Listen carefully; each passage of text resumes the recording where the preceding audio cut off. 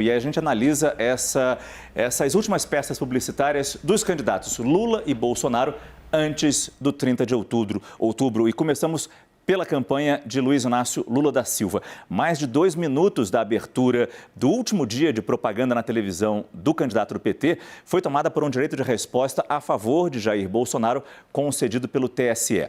O programa de Lula lançou uma regressiva. Faltam 2 dias para construir um novo Brasil, livre da fome e com mais emprego. No fim, entra um jingle que evoca esse Brasil do futuro.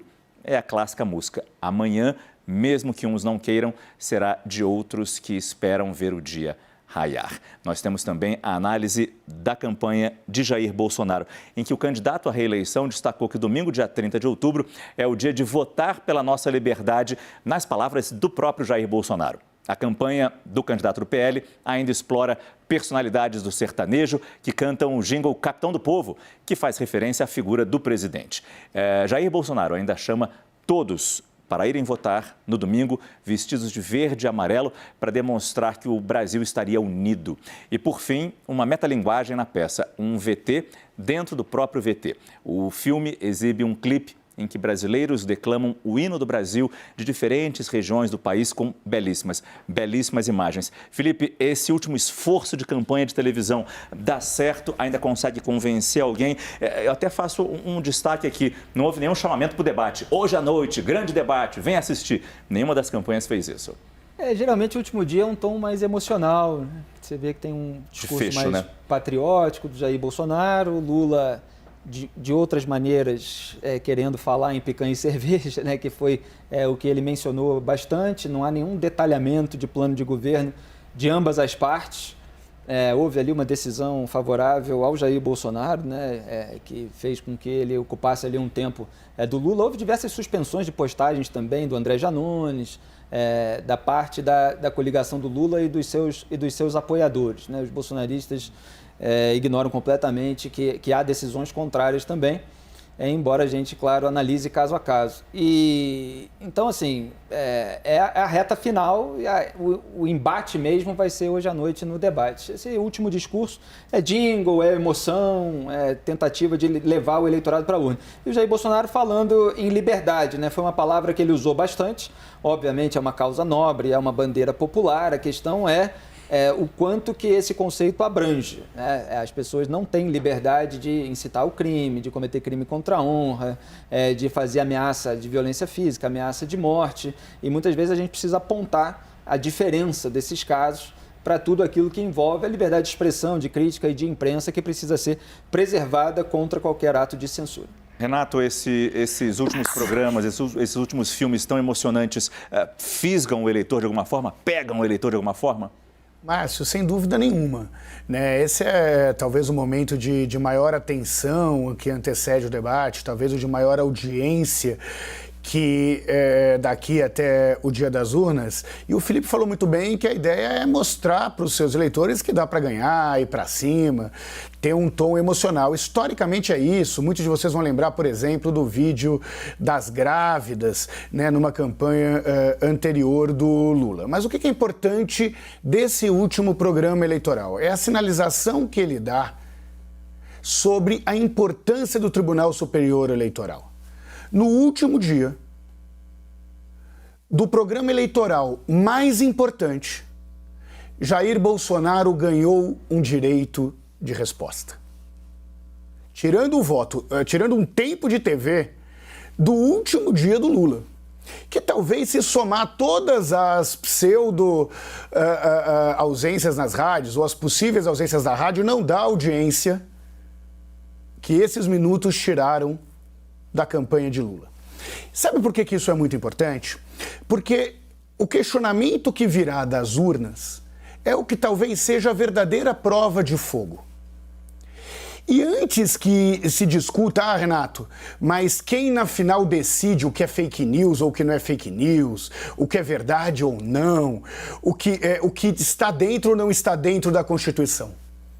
Como eu sou um cara que desde cedo aprendeu, lendo o Estado de São Paulo, que quem diz o que é ou não é constitucional é o Supremo Tribunal Federal, eu acredito no que eu aprendi desde quando eu comecei a ler. É a justiça que diz o que é ou não é constitucional. E, como diz Sérgio Moro, a justiça vale para todos. Obrigado mais uma vez, Renato. Eu queria pegar com você, Raquel, porque, se eu não me engano, e eu não vou te dar os detalhes, e aí, boa sorte na sua análise. O direito de resposta que Lula teve comido uma parte do seu tempo foi porque Lula teria dito: a inflação no Brasil nunca foi tão grande. E aí a justiça deu um direito de resposta a Bolsonaro e a campanha de Bolsonaro usou, se eu não me engano, 2 minutos da campanha de Lula. E como diz o Renato, nesse último filmete, isso é muito tempo, para destacar como o Brasil está bem economicamente frente a outros países, especialmente a taxa de inflação. Levando em conta a guerra, levando em conta a pandemia, a nossa inflação está mais baixa do que países como Grã-Bretanha, como outros países da Europa, mesmo Estados Unidos. Esse foi o mote ali. Quer dizer, isso resume um pouco a importância do tema economia nessa campanha. Sim, muito forte. Assim, Márcio, eu tenho um pouco de receio com essas comparações de inflações de vários países, porque são realidades muito diferentes. Agora, é fato que a inflação do Brasil hoje não está no seu pior momento. Nós tivemos uma desaceleração muito forte da inflação, então um direito de resposta que está corretíssimo. Nós estamos indo para 3 meses de deflação, muito puxado pelos combustíveis, como a gente já explicou aqui, pelas mudanças que foram feitas no ICMS, que derrubou o preço da gasolina, derrubou o preço da energia elétrica, derrubou o preço dos serviços de telecomunicação. Então, assim, você teve sim um desaquecimento forte da inflação. Ela está longe ainda da meta do Banco Central, está longe da meta do Banco Central, mas é um fato. Bolsonaro conseguiu colher nesses últimos meses dados positivos na economia, principalmente vindos desse fronte inflacionário, que existe uma avaliação de que é um pouco temporário, porque você já tem reajustes de preço da gasolina que devem estar por vir, que estão represados, você tem uma economia mais aquecida, esse é um ponto. E um outro ponto muito forte para ele, e que eu considero o sinal mais positivo que a gente tem na economia hoje, é a recuperação do mercado de trabalho. Apesar de ser um mercado de trabalho ainda muito informal, vagas que você precisa melhorar a qualidade dessas vagas, você tem uma recuperação ampla do mercado de trabalho nos mais diversos setores da economia por conta da retomada das atividades por causa da vacinação, graças à vacina, né? Temos que agradecer pela vacina e você tem realmente uma volta da economia. Isso está expresso nos dados. Então, sim, o Bolsonaro ganhou um discurso econômico com o qual ele não contava e ele nem imaginava no começo da campanha, o que dificulta um pouco o discurso do Lula, porque o discurso do Lula era: a economia está terrível e, olha, lembrem como era bom no meu tempo. E aí vem também, eu acho que um pouco da mudança do discurso do primeiro para o segundo turno, onde o PT começa a se pegar nessa história do salário mínimo e em atacar o Bolsonaro, é por conta dessa dificuldade que ele começou a encontrar em combater o discurso econômico do Jair Bolsonaro. São as duas realidades que a gente tem, seja na campanha eleitoral, com promessas e acusações, ou o que a gente tem de verdade, né, Fernão? É um caso estranho, né? O governo do Bolsonaro é um sucesso de produto e um fracasso de marketing. É uma mistura esquisita. Mas, só para voltar um pouco àquela questão de quem deve fiscalizar a verdade na eleição, eu registro. Você tem um canal de televisão aqui no Brasil sob censura oficialmente, né? E que hoje, né, está sendo obrigado pelo Tribunal Superior Eleitoral a divulgar a seguinte mensagem, né? Isso referido àquela decisão monocrática do Edson Fachin de anular todo o processo que levou o Lula para a cadeia, com base que não devia ter sido em Curitiba, devia ter sido em outro lugar, né? Então, qual é o speech que o TSE está obrigando essa televisão a divulgar agora? É necessário restabelecer a verdade. O Supremo Tribunal Federal confirmou a inocência do ex-presidente Lula, derrubando condenações ilegítimas impostas por um juízo incompetente. A ONU reconheceu os processos contra Lula que os processos contra Lula desrespeitaram o processo legal e violaram seus direitos políticos. Lula venceu também 26 processos contra ele. Não há dúvida, Lula é inocente. Isso obrigado pelo Tribunal Superior Eleitoral. Me parece que é um direito de resposta, certo? É um direito, não houve uma obrigação de falar essa frase, sim. Obrigação de falar esta frase, esse mas texto. Por causa, assim como a gente destacou o direito de resposta que Lula teve que dar a Jair Bolsonaro por uma falsa informação divulgada pela campanha petista, imagino que esse seja o caso do TSE. Não, mas só para jogar para a Raquel... Márcio, por isso que eu concluo, peraí. Não, claro. Sim. A conclusão para mim é que não existe nenhum risco maior de afetar de forma negativa a democracia, né, na mentira que qualquer cidadão esteja circulando pela rede, porque isso sempre aconteceu.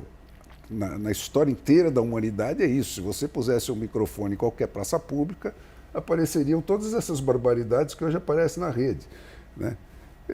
E daí? Não faz efeito nenhum. Tá certo? Eventualmente uma faz mais efeito, outra faz menos. Agora, uma mentira na mão de um Supremo Tribunal que tem o poder de te obrigar e o poder de te tirar a sua liberdade, desmonetizar o seu trabalho, botar você para fora da vida econômica e social do país, essa não tem remédio. Então, disponibilizar esse tipo de arma para um governo, toda vez que isso aconteceu na história da humanidade, deu em tragédia, né?